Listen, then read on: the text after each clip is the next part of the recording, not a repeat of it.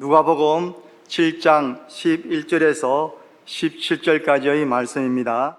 그 후에 예수께서 나인이란 성으로 가실새 제자와 많은 무리가 동행하더니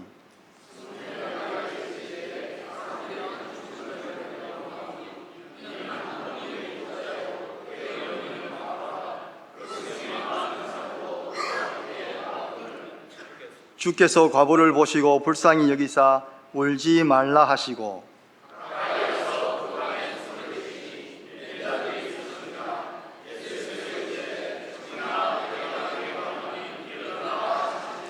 죽었던 자가 일어나 앉고 말도 하거늘 예수께서 그를 어머니에게 주시니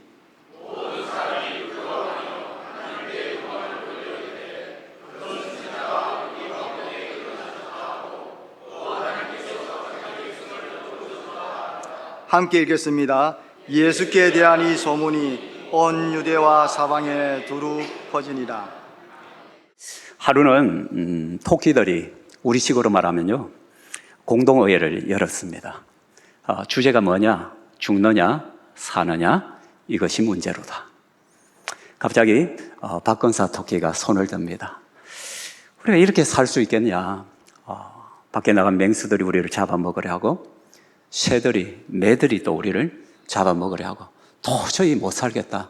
이렇게 살 때야 차라리 확 죽어비자. 그 말을 하니까 김거사 또 토끼가 동의합니다 하는 거예요. 또 여기저기에서 제청합니다 라고 합니다. 그래서 의장 토끼가 여러분 다 같이 죽기로 가십니까? 예. 부하십니까? 아무 소리가 없는 거예요. 그래서 결국은 공동회의 결과 우리 전부 다 저 옆에 연못에 가서 다 죽어버리죠. 그래서 토끼들이 우르르 몰려서 열심히 연못을 향해 달려갑니다. 우르르 달려갔죠, 그죠? 근데 그 연못으로 달려가 보니까 어떤 일이 벌어져요? 깜짝 놀랄 일이 벌어지는 거예요. 연못에서 일광욕을 즐기던 개구리들이 너무 놀라가지고 연못으로 다 뛰어드는 거예요. 그 모습을 토끼들이 봤어요. 묘한 거예요. 우리가 세상에서 제일 약하다고 생각해서 죽으러 왔는데 우리보다 더 약한 존재가 있더란 것이에요. 서로를 쳐다봅니다. 묘한 웃음이 끊이지 않습니다. 그리고 눈치를 합니다. 가자. 그러고는 다 어떻게 됐을까요? 집으로 돌아가서 행복하게 잘 살았습니다. 이것이 바로 이솝 우화에 나오는 토끼와 개구리의 이야기입니다. 여러분, 토끼들이 왜 죽으려고 했어요? 이유가 뭐예요? 절망감 때문이죠. 끊어질 절자에다가 소망망자잖아요. 말 그대로 소망이 끊어졌다는 거예요. 살 이유가 없다는 거예요. 여기저기에서 우리를 죽이려고 하고 도저히 못 살겠다. 그래서 죽어버리자. 그래서 유명한 철학자 케고르입니까? 그 사람이 뭐라고 해요? 절망은 죽음에 이르는 병이다 라고 했잖아요. 얼마나 절망이란 것이 심한 병이면 죽음에 이르게 한다고 하겠어요. 사랑하는 수종교회 성도 여러분, 그런데 이러한 절망의 질병이 지금 오늘 나인성에 있는 한 과부에게 찾아왔다는 것입니다. 오늘 12절 말씀을 함께 읽어볼까요? 같이 읽겠습니다. 성문에 가까이 이르실 때에 사람들이 한 죽은 자를 메고 나오니 이는 한 어머니의 독자요 그의 어머니는 과부라. 그 성에 많은 사람도 그와 함께 나오거늘. 여러분, 이 여인의 심리 상태를 지금 한 단어로 표현하자면 절망입니다. 절망. 이 여인은 과부입니다. 과부. 그럼 과부란 단어 속에서 이미 이 여인은 그 당시에서 가장 비참한 인생이죠. 고아와 과부는 남이 도와주지 않으면 살아갈 수 없는 존재잖아요. 그러니까 얼마나 서글픈 존재예요. 과부란 단어, 이 나인성에서 남편이 죽음을 통해서 이 여인은 이미 절망과 불행이란 단어와 친구가 되었다 해도 과언이 아닐 것입니다. 그런데 이 여인은 아직도 절망은 아니에요. 왜 그래요? 한 아들이 있다는 것이죠. 독자가 남아 있다는 것이죠. 희망이 있다는 거예요. 그래서 이 독자 아들은 이 여인에게 있어서는 소망이에요. 희망이에요. 내가 살아가야 될 이유예요. 아무리 세상에서 고달프고 힘들고 어려워도 정말 죽고 싶다 할 정도로 고생이 되어지지만, 그러나 이 아들의 얼굴을 보면 언제 그랬는 듯이 미소가 띄어지고 살아가야지, 좀 더 열심히 살아야지. 그러니까 이 아들은 이 여인에게 있어서는 유일한 소망이고 살아야 될 이유가 되는 것이에요. 그런데 오늘 본문 말씀해 보니까 그 하나밖에 없는 그 아들마저도 죽었다는 거예요. 죽었다는. 말 그대로 절망이에요. 절망. 여러분, 남편을 집어삼켰던 이 나인성이 이제는 하나밖에 없는 아들마저도 삼켜버렸다는 것입니다. 유일한 소망이 끊어졌습니다. 여러분, 이 이야기는 저와 여러분의 이야기일 수가 있고요, 여러분의 누님, 여러분의 동생, 여러분의 형제 자매의 이야기일 수가 있습니다. 어떻게 보면 이것이 우리의 인생인지도 모릅니다. 열심히 살아가지만 언젠가는 죽음이란 괴물에 맞닥뜨리게 만나게 된다는 것이죠. 이제 이 가엾은 여인은 아들의 차가운 육신과도 이별을 해야 됩니다. 그래서 아들의 관을 따라 어머니가 오열하며 터벅터벅 걸어갑니다. 누군가 살짝만 밀쳐도 쓰러질 것 같습니다. 그 여인을 따라서 나인성의 수많은 사람들도 함께 뒤를 따르고 있습니다. 근데 여러분, 이 성의 이름이 뭐라고요? 나인입니다. 나인. 나인이라는 뜻이 뭔지 아십니까? 기쁘다, 즐겁다라는 뜻이에요. 기쁘다, 즐겁다, 행복하다. 여러분, 이 나인성을 처음 세우고 했던 조상들이 있었을 것이잖아요. 그들은 이 나인성을 세우면서 자신들의 간절한 소망을 이 이름에 담은 거예요. 이 나인성에서만은 행복했으면 좋겠다, 즐겁고 기쁘게 살았으면 좋겠다, 그 소망의 이름을 붙인 거예요. 나인이라고. 여러분, 우리는 이름을 함부로 짓지 않습니다. 그죠? 제가 아는 어떤 권사님 이름이 변명순이에요. 그분이 자기의 이름을 해석해 주더라고요. 목사님, 제 이름 왜 이런지 아십니까? 제 위로 언니들이 다 죽었어요. 제가 태어나고 저도 죽을까 봐서 언니들의 명을 이어가라고 명순이다 라고 지었다는 거예요. 여러분, 저는 아들만 셋입니다. 행복할까요? 모르겠습니다. 아들만 셋인데 첫째 아들의 이름이 재건입니다.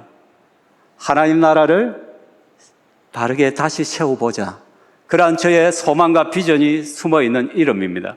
둘째 아들의 이름이 정건입니다. 바를 정자가 씌어져서 하나님 나라를 세우는데 하나님 말씀으로 바르게 한번 세워보자. 셋째는 신건입니다. 근데 저는 셋째의 이 이름을 기대해 본 적이 없습니다. 왜냐? 딸을 기다렸기 때문에. 근데 하나님께서 딸을 안 주시더라고요.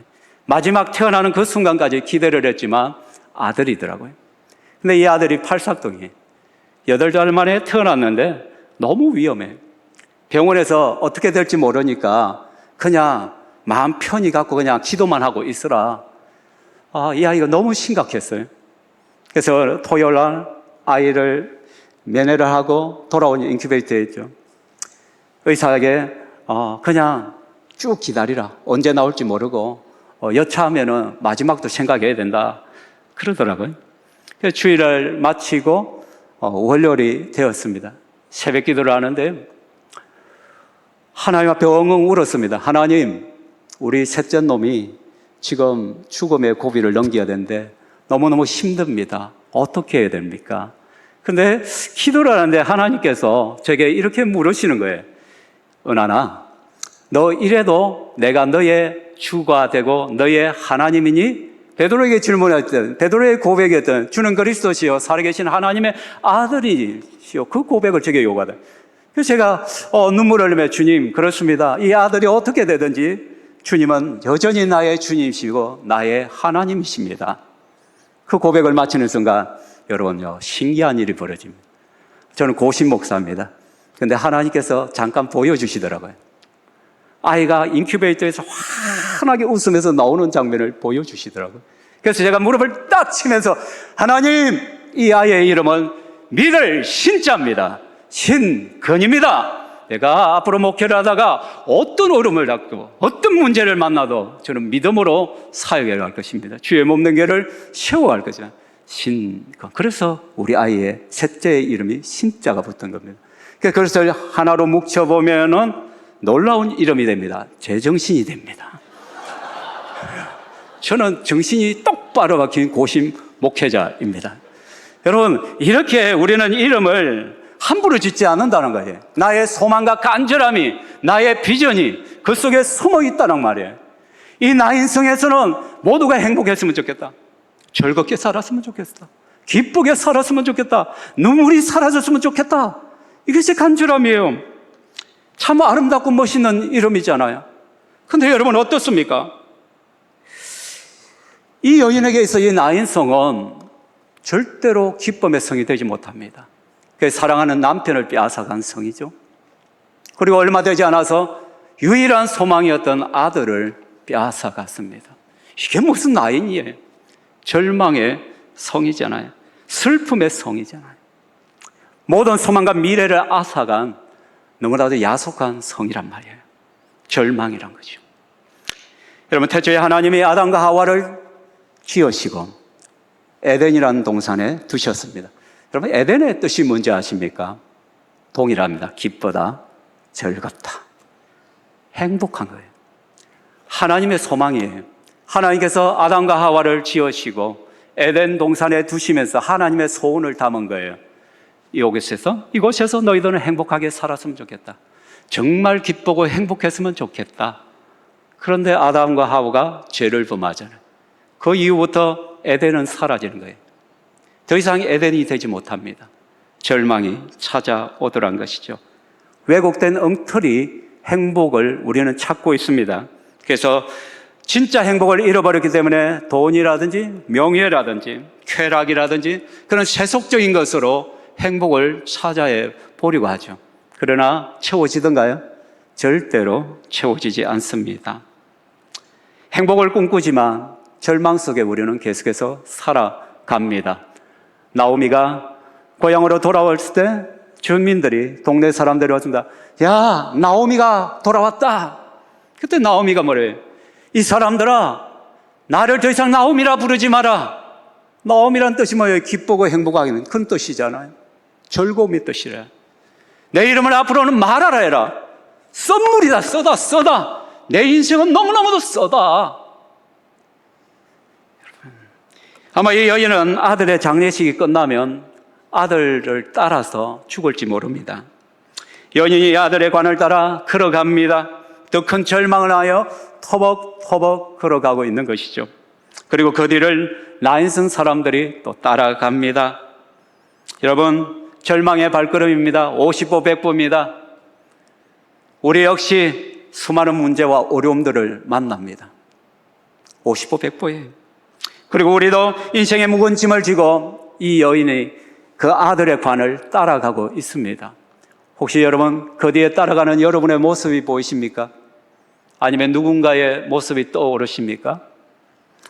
그런데 이 절망의 행렬 앞으로 또 다른 행렬이 다가오고 있다는 것입니다. 11절 말씀입니다. 함께 읽어볼까요? 같이 읽어보겠습니다. 자, 다시. 여러분 점심 식사 맛있게 하셨죠? 그죠? 배에다 힘을 주시고 다시 한번 시작.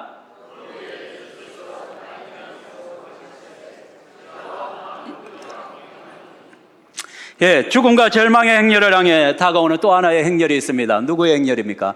예수 그리스도의 행렬입니다. 예수님은 조금 전까지 가버나움에 있었습니다. 그곳에서 백부장의 하인을 죽을 병에서 고쳐주십니다. 예수님이 계신 곳에는 언제나 행복이 있습니다. 기쁨이 있습니다. 즐거움이 있습니다. 회복이 있습니다. 그래서 예수님이 가시는 곳에는 언제나 사람들이 따라다녔습니다. 소망이 넘치기 때문이죠. 그래서 예수님은 지금 그 예수님을 따르는 수많은 사람들의 얼굴을 보십시오. 그들의 얼굴에는 기쁨과 즐거움과 기대심을 가지고 지금 예수님을 따라오고 있어요. 근데 한번 보십시오. 두 개의 행렬이 지금 막닥뜨립니다. 하나는 나인성에서 나오고 있습니다. 하나는 나인성을 하여 들어오고 있는 것이죠. 그죠? 하나는 슬픔과 눈물의 행렬입니다. 또 하나는 기쁨과 즐거움의 행렬이죠. 또 하나는 절망의 행렬이요, 또 하나는 소망의 행렬입니다. 또 하나는 관을 따라 가는 눈물의 행렬이고, 또 다른 하나는 그리스도를 따라오는 축제의 행렬입니다. 아담의 타락으로 말미암아 세상에 들어온 죽음의 세력과 이 죽음의 세력을 엎어버리고 우리에게 생명을 주시기 위한 예수 그리스도의 행렬이 지금 마주치고 있는 거예요. 마주치고 두 개의 행렬이 만납니다. 여러분, 그 순간에 어떤 일이 벌어집니까? 다시 한번 우리가 이 시간에 13절 말씀을 한번 읽어보기로 합니다. 13절 시작. 주께서 과부를 보시고 불쌍히 여기사 울지 말라 하시고, 예수님이 아들의 죽음 앞에 오열하고 있는 이 여인을 보셨다고 합니다. 이 절망의 여인, 한 여인을, 한 어머니를 지금 예수님이 보고 계십니다. 절망이라는 단어 앞에 무력하게 눈물만 흘리는, 하염없이 눈물밖에 나오지 않는 이 여인을 주님은 보셨습니다. 뿐만 아니라 예수님은 그 여인을 통해 죄로 인하여 절망 가운데 살아가는 인생의 고달픔과 그 절망의 모습을 보고 계십니다. 또한 이 순간 우리의 고민, 우리의 눈물, 우리의 괴로움, 우리의 근심, 우리의 수많은 문제들을 주님은 보고 계신다는 것입니다. 여러분, 경제가 참 많이 어렵죠. 특히 부산은. 그렇잖아요. 실업에 문제가 있습니다. 저희 교회에도 직장을 잃은 분들이 있습니다. 월급을 제대로 받지 못하는 분들도 계십니다. 자녀를 양육하는데 수많은 고통이 있잖아요. 아픔이 있잖아요. 남에게 다 이야기 못하는 괴로움이 있잖아요. 제가 아들 셋을 키우는데요, 목사 자식이라고요, 제대로 안 돼요. 막 속이 끓을 때가 얼마나 많은데요. 물가는 오르고 월급 봉투는 점점점 얇아져 갑니다. 그렇죠? 여러분, 환율이 요즘 1,500원대에서 조금 내렸죠? 유로 환율이 1,700원대예요. 제가 왜 관심이 있느냐 하면 우리 둘째 놈이 지금 프랑스 유학을 준비하는데 유로가 너무 많이 올라간 거야. 대체 이걸 갖다가 어떻게 감당할까? 좀 많이 떨어졌으면 좋겠습니다. 기도해 주십시오. 여러분, 일남년도의 회원들이 오늘 헌신 예배를 드리잖아요. 그죠? 은퇴를 걱정해야 될 나이입니다. 저희 선임 장로님이 은퇴를 하셨습니다. 이제 두 번째 장로님이 올해 은퇴를 하십니다. 요즘 평생 직장이 없어요. 은퇴 후에 무엇을 할 것인가? 고민이 됩니다. 자녀들의 취업이 고민이 됩니다. 또 자녀들을 결혼시켜야 되잖아요. 저는 요즘 제일 부러운 것이 결혼하는 자녀들, 이웃에 있는 목사님들 볼 때마다 너무너무 부러워요. 언제 저놈들은 결혼할 것인가? 고민이 됩니다. 그렇다고 제가 나이가 많은 건 아닙니다. 50대 중반입니다. 어쨌든 불안과 염려와 걱정이 우리에게 있습니다. 놀라운 것은 예수님이 이러한 우리의 모든 문제를 보고 계신다는 거예요. 알고 계신다는 것이에요. 그리고 예수님은 오늘 그 여인을 진실로 불쌍히 여기면서 말씀합니다. 정말 주님은 심령의 기쁨 속에 터져나오는 연민으로 이 여인에게 한마디를 내뱉습니다. 울지 말라. 울지 말라. 여러분, 잘못 들은 것이 아니에요. 예수님께서 오늘 이 여인에게 울지 말라 했어요. 근데 한번 생각해 보십시오. 지금 이 여인이 할 수 있는 것은 우는 것밖에 없어요. 남편 죽었죠? 유일한 소망 아들이 죽었어요? 무슨 희망이 있어요? 우는 것 외에 이 여자가 할 일이 뭐가 있어요? 무엇을 하겠어요? 근데 우리 예수님은 공감 능력이 얼마나 없어 보입니까? 울지 말라. 그러면 장례식이 터졌을 때 울지 말라 한다고 울지 않게 되어지던가요? 저는 저희 아버님이 약 17년 전에 돌아가셨습니다. 너무나도 큰 충격이었습니다. 부목사 시대인데 교회에서 참 많이 오셨어요. 부목사인 저희 아버님 장례인데도 성도들이 거의 다 왔더라고요. 몇백 명이 오셨어요. 그리고는 장례식장이 도저히 안 돼서 하나를 더 빌려가지고 손님을 치를 정도로 많이 오셨어요. 저를 위로해 주시더라고요. 근데 제가 새벽 1, 2시쯤 돼서 엉엉 울었습니다. 위로가 안 돼요. 그리고 저희 아버님 발인 날이 되어서 또 많은 분들이 오셔서 참여해주고 위로를 해주시는데 제가 그때 성도들 앞에서 90도로 절을 하면서 용서를 구했습니다. 성도 여러분, 저는 사꾼입니다. 지금까지 저는 장례식에 갔을 때 성도들이 여러분의 어려움을 그렇게 알지 못했습니다. 그냥 너무나도 입 바른 소리, 천국에 소망이 있지 않습니까? 힘내십시오. 울지 마십시오. 제가 당해보니까 아니더라. 죄송하다고. 참 제가 어줍잖게 위로의 말을 전했다고. 성도들에게 제가 사과를 했습니다. 그리고 그 이후에는 제가 말을 안 합니다. 장례식에 참여하면 그냥 손만 한번 꾹 잡아줍니다. 그리고 안아줍니다. 토닥거려줍니다. 그게 끝입니다. 인간이 줄 수 있는 위로는 이거예요. 뭐가 그가 위로가 됩니까? 많이 우세요. 장례식장 울어도 돼요. 왜 크리스찬은 왜 안 울어요? 천국에 소망이 있지만은, 그러나 지금 내 사랑하는 부모와 내 사랑하는 자녀를 잃었는데 안 울 수가 없는 것이죠. 그죠? 당연한 것이잖아요. 이제는 만질 수가 없으니까. 근데 예수님께서 울지 말래요. 울 수밖에 없는 여인에게 울지 말라는 거예요, 여러분. 기가 막히지 않습니까? 근데 여러분, 제가 울지 말라 하는 것과 예수님이 울지 말라는 것은 다릅니다. 저는 아무리 울지 말라 해도 위로가 안 돼요. 근데 우리 예수님께서는요, 위로할 수 있는 거예요. 울지 말라. 근데 예수님의 이 말씀 속에는 약속이 있어요, 약속. 내가 너로 울지 않게 하리라. 두려워하는 자에게 두려워하지 말라. 근심하는 자에게 근심하지 말라. 우는 자에게 울지 말라. 내가 너를 울지 않게 하리라. 내가 너를 근심하지 않게 하리라. 내가 너를 두렵게 하지 않을 것이다. 내가 회복시킬 것이다. 하나님의 약속이 여기에 숨어 있다는 거예요. 그럼 목회자의 비애가 뭔지 아십니까? 성도들이 고통과 아픔을 겪을 때, 또는 암에 걸리거나, 저희 성도 가운데 지금 말기암에 걸려서 항암 6번째 지금 들어간 성도가 있습니다. 집사님. 올 때마다 기도해요. 그리고 집사님 힘내세요 하는데, 제가 돌아섭니다. 그러면 뒤통수가 뭔가 쎄해요. 내가 이거밖에 안 되구나. 내가 더 이상 뭔가를 할 수가 없구나. 그냥 힘내라. 기도하겠습니다. 그 외에 내가 할 수 있는 것이 없어요. 여러분, 목사가 참 힘든 사역이에요. 목사의 사역이. 내가 주 예수 이름으로 일어날지어다 하면 일어나면 얼마나 좋겠어. 암이 그냥 그대로 나아버리면 얼마나 좋겠어요. 직장이 금방금방 기도하면은 취직이 되면 얼마나 좋겠어. 이게 아니잖아요. 나에게 무슨 능력이 있어요? 하나님께만 능력이 있는 것이죠. 여러분, 아버지가 아무리 자녀를 사랑한데도요, 해줄 수 있는 것과 해줄 수 없는 것이 있어요. 자, 여러분 설교 잘 들었는지 한번 질문입니다. 제 첫째 아들의 이름이 재정신, 그죠? 재근, 그죠? 재근이. 이 녀석이 돌막 지나고 2살이 되었을 때, 제가 강도사 때, 마산에서 사역을 하는데, 사택이 화장실이 밖에 있었어요. 추운 겨울입니다. 둘째를 임신한 아내가 첫째 녀석을 씻기기 위하여 화장실에 데려가서 거기에서 씻기고 나오는데 이 녀석이 꽈당 넘어간 거예요. 그리고 이 턱이 그 문지방에 꽉 부딪혔어요.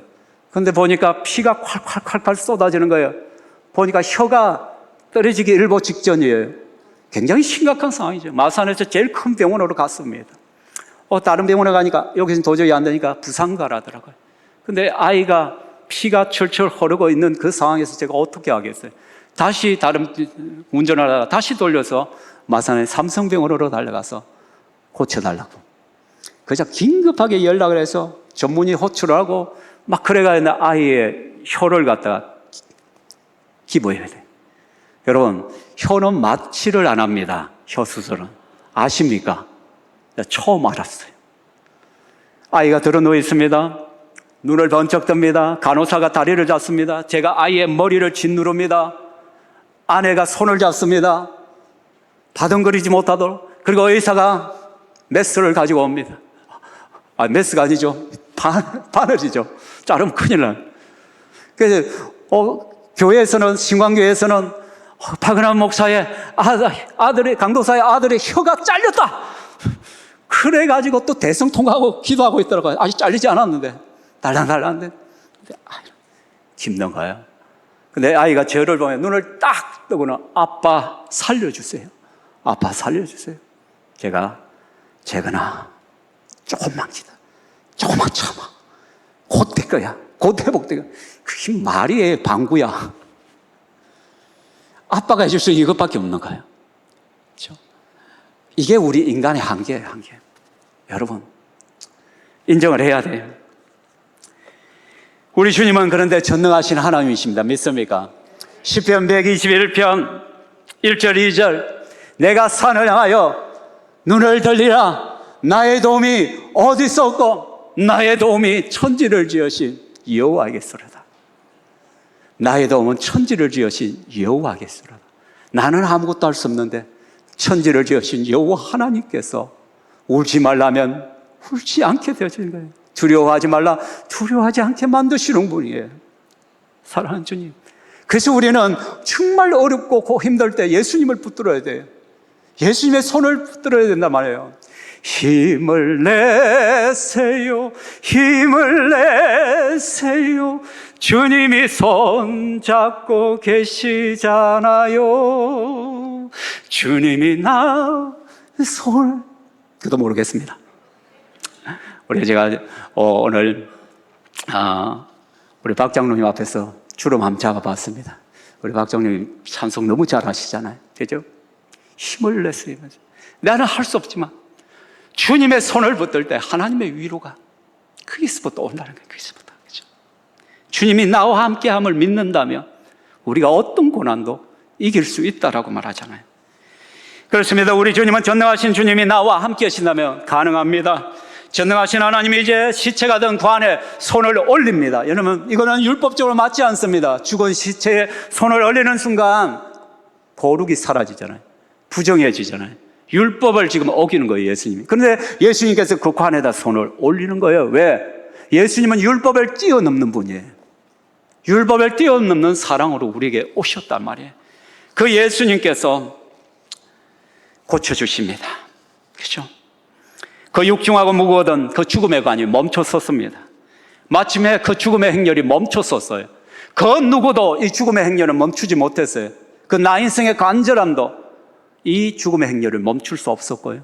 그 어머니의 아들을 향한 간절한 사랑도 이 죽음의 행렬을 멈추지 못해요. 그런데 오늘 예수님께서 죽음의 관을 멈춰 세우고 있다는 것이에요. 할렐루야. 우리 주님께서 이 죽음과 절망의 관을 멈춰 세웁니다. 우리의 아픔과 절망과 우리의 근심의 행렬도 주님께서 멈춰 세우실 것입니다. 그리고 우리 예수님께서 그 관에 그 절망 중에 있는 아들을 향하여 말씀하잖아요. 청년아 내가 내게 말하노니 일어나라. 예수님은 아주 심플합니다. 복잡하지 않습니다. 예수님은 그냥 일어나라 일어나라. 에게르테스 히브리어는 쿵 일어나라 일어나. 주님이 일어나라는데 일어나야죠. 그 아들이 일어납니다. 그리고 그 아들을 그 어머니에게 넘겨주십니다. 비로소 나인성이 아름다운 성이 됩니다. 기쁨의 성이 됩니다. 즐거움의 성이 됩니다. 행복한 성이 됩니다. 예수님의 생명의 능력이 장례 행렬을 축제 행렬로 바꾸어 놓았습니다. 여러분 가버나움에서 나인성까지는 약 40km 떨어져 있습니다. 꼬박 하루를 걸어야 되죠. 그죠? 예수님께서 왜 이곳에 오셨습니까? 그 나인성 과부의 눈물을 닦아주기 위해서 오신 것이죠. 여인의 눈물을 닦아주시기 위해서 절망에서 생명으로 이끌기 위해서 그랬습니다. 사랑하는 성도님 오늘도 우리 주님께서 우리를 찾아오십니다. 찾아오셨습니다. 그 예수님을 만나셨습니까? 그 예수님을 만나시길 바랍니다. 우리 주님께 회복시켜 주시기 바랍니다. 창세기 1장에 하나님께서 태초에 천지를 창조하실 때 땅이 혼돈하고 공허하며 흑암이 깊음 위에 있었다. 하나님의 신은 수면에 운행하시느니라. 하나님의 손길이 그 절망 가운데 있는 이 땅을 감싸안잖아요. 여러분 혼돈입니다. 뒤죽박죽입니다. 무질서입니다. 그리고 채워도 만족감이 있는 공허의 세계입니다. 미래가 흑암입니다. 깜깜합니다. 그런데 하나님의 성령이 감싸 안으시고 주님이 말씀합니다. 하나님 말씀, 빛이 있으라 하심에 빛이 있었고. 똑같은 거예요. 일어나라, 빛이 있으라, 빛이 있었고요. 일어나고, 이게 하나님의 역사예요. 하나님의 역사. 이런 은혜가 저와 여러분에게 그 기적이 오늘 일어나기를 소망합니다. 이쯤 되면 여러분이 하나의 질문이 생깁니다. 오늘 헌신 예배 강사로 불렀는데 왜 목사가 헌신에 대해서는 한마디도 안 하지? 그런 생각 안 해보셨어요? 그냥 빨리 끝내라 이겁니까? 여러분, 은혜 없는, 복음 없는 헌신은 아무것도 아니에요. 예수님을 제대로 만나지 않으면, 하나님의 은혜가 없으면 여러분, 불만과 원망과 짜증과 신경질과 싸움만 일어나게 되어지는 거예요. 그렇죠? 낭중지출하죠. 제가 참 좋아하는 한자성은 주머니 속에 송곳이잖아요. 하나님의 은혜가 내 속에 있으면 그냥 삐쳐나와요. 튀어나와요. 은혜 받고 헌신하는 사람은 다릅니다. 은혜 없이 하는 사람, 의무로 하는 사람은 한번 따라다녀 보십시오. 문제만 일으킵니다. 신경질 내고 싸우고 교만하고 어깨에 힘주고 그러하다는 것이죠. 사람 냄새만 풀풀 납니다. 시편 116편 12절에 내게 주신 모든 은혜를 내가 여호와께 무엇으로 보답할꼬 라고 말합니다. 받은 은혜가 있으면 하지 말라 해도 하게 되어집니다. 여러분, 내가 헌신한다고 얼마나 헌신하겠어요? 여러분, 얼마나 헌신해 보셨어요? 여러분, 재산 다 갖다 바쳐 보셨어요? 지금 저 강사가 무슨 소리를 하노? 여러분, 여러분의 인생을 주님 앞에 한번 걸어 보셨어요? 아니에요. 여러분, 우리가 헌신해봐야, 헌신한다 해도 정말 조금 표도 안 나요, 하나님 앞에. 근데 하나님께서 나의 헌신을 받아주시는 것이에요. 내가 조그만 그것도 하나님이 받아주시는 거예요. 그게 복이에요. 그게 복이야. 여러분, 은혜 받았다는 것이 무엇입니까? 감정의 카타르시스를 한번 느끼는 것입니까? 눈물 한번 쓱 빼는 것입니까? 아니요. 은혜 받았다는 사람의 증거는 반응입니다. 신앙은 뭐냐? 반응입니다. 무엇에 대해? 하나님 말씀에 대한 반응입니다. 하나님 말씀의 은혜를 받았다면 믿음으로 그것이 반응하는 것입니다. 그게 진짜 은혜 받은 것입니다. 그렇죠? 그래서 너무 많이 일하려고 하지 마시고 내 자신을 하나님 앞에 세우려고 노력하시기 바랍니다. 주님을 좀 더 가까이 하시기 바랍니다. 그렇죠? 저희 신평교회에서는 사명선언문을 항상 고백합니다. 1, 2, 3을 하는데 세 번째가 뭐냐 하면 신평교회 성도들은 오늘도 하나님 말씀 앞에 자신을 세우며 씨름합니다. 신평교회 성도들은 오늘도 하나님 말씀 앞에 나 자신을 세우며 씨름합니다. 이 말씀 붙들고 매일마다 하나님 말씀 앞에 나 자신을 세우고 씨름해야 돼. 씨름. 반응을 해야 돼. 내 삶의 조정이 일어나야 된다는 것이에요. 그게 은혜 받은 자의 특징입니다. 그래서 우리는 주님이 그렇다면 그런 줄 알고, 주님이 아니라고 하면 아닌 줄 알고, 주님이 하라 하면 하고 하지 말라면 안 하면 되는 거예요. 그래서 저는 담임 목사라고 생각 안 합니다. 저는 담임 목사님은 예수님이시죠. 저는 부목사죠.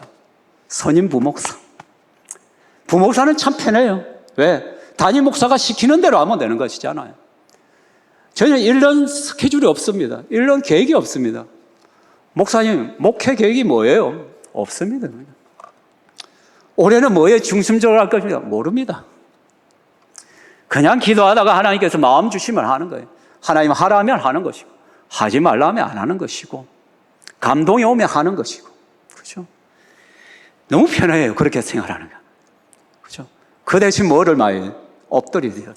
기도해야 돼요. 주의 음성을 자꾸 들어야지. 그렇죠? 여러분들이 사역도 똑같지. 목회자와 똑같은 거예요, 여러분.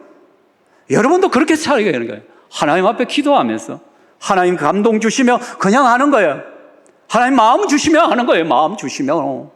맞잖아요. 그렇죠? 여러분, 조그만 것에서 순종하시기 바랍니다. 예배 출석 잘하는 것도 헌신입니다, 여러분. 저희 교회는 죄송하지만 차량 운행을 안 합니다. 제가 부임하고 제일 먼저 한 것이 차량 운행 중단이었습니다. 처음에 놀라더라고요. 아마 여러분들도 놀라겠죠. 목사 이상한 목사 아니야? 왜? 우리는 바쁘면 택시 탑니다. 카풀 합니다. 얼마든지 해요. 제가 작은 교회 부임을 했기 때문에 제가 차량까지 신경 쓰려면 여력도 되지 않고요. 설교 준비하고 말씀 준비해야 되는데 언제 그렇게 합니까? 그렇죠? 그렇지만 저는 그 문제보다도 우리 성도들이 예배도 헌신이라는 것을 좀 알았으면 좋겠다. 그래서 택시 타고 오시오. 근데요, 제가 교회 차량을 운행하니까 놀라운 일들이 벌어져요. 성도들이 움직여요. 그래서 우리 교회 성도들은 차들을 다 큰 차를 탑니다. 그렇다고 고급차가 아니라 그랜드 카니발. 저희 교회 성도들은 그랜드 카니발을 좋아합니다. 왜? 태워와야 되니까, 태워와야 돼. 자발적으로 태우고, 목장별로 태우고, 그렇게 하면 되는 것이죠. 그래서부터 또 자연스러운 헌신이 생기는 것입니다.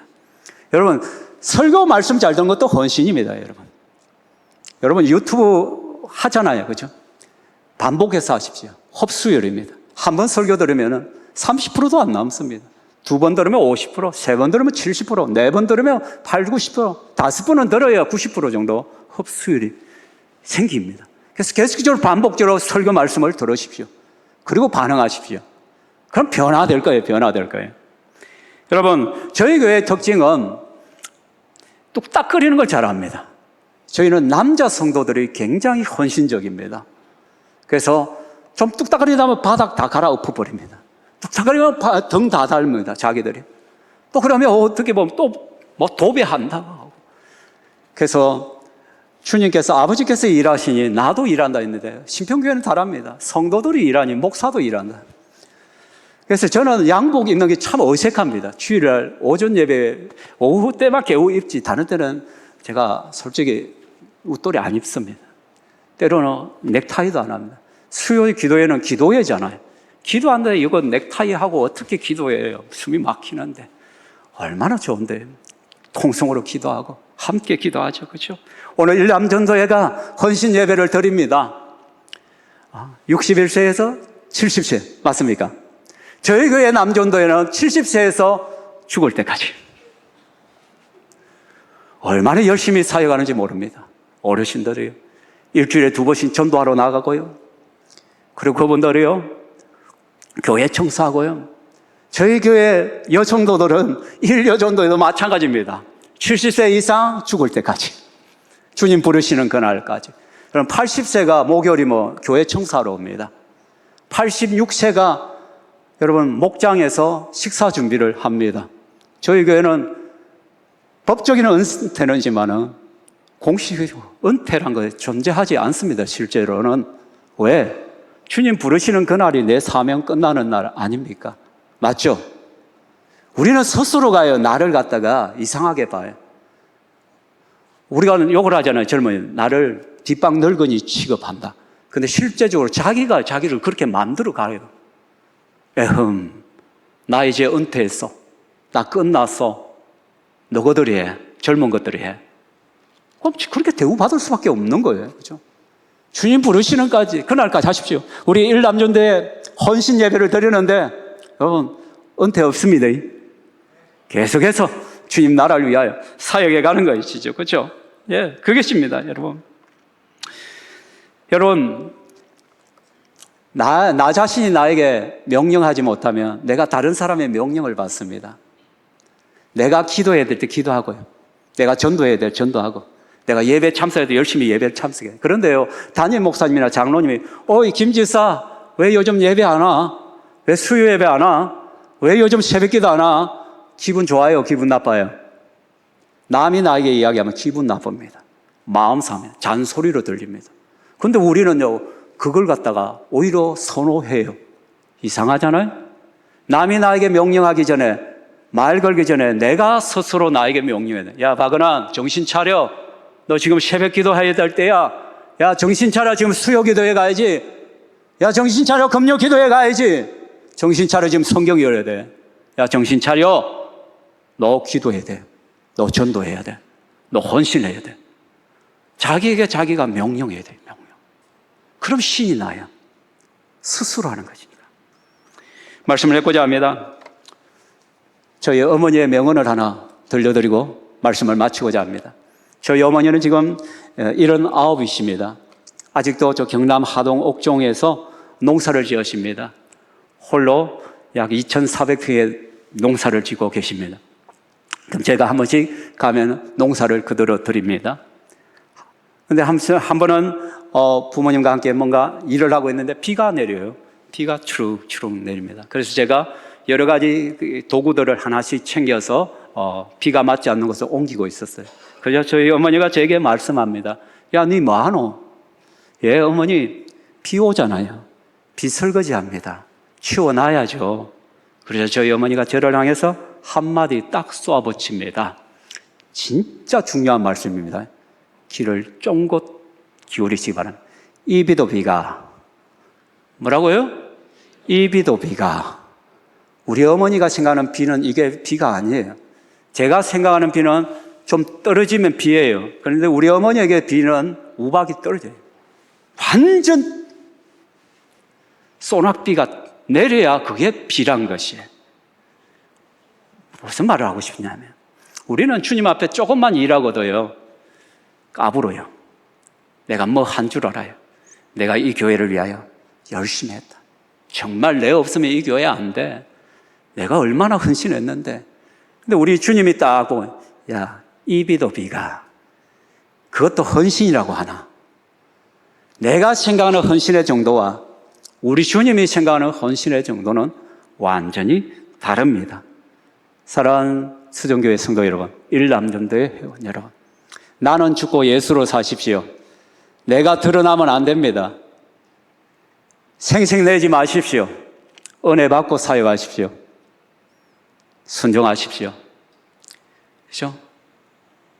그렇게 하면 여러분 주님 앞에 잘하였다, 충성된 종이라, 그 칭찬받으리라 저는 확신합니다.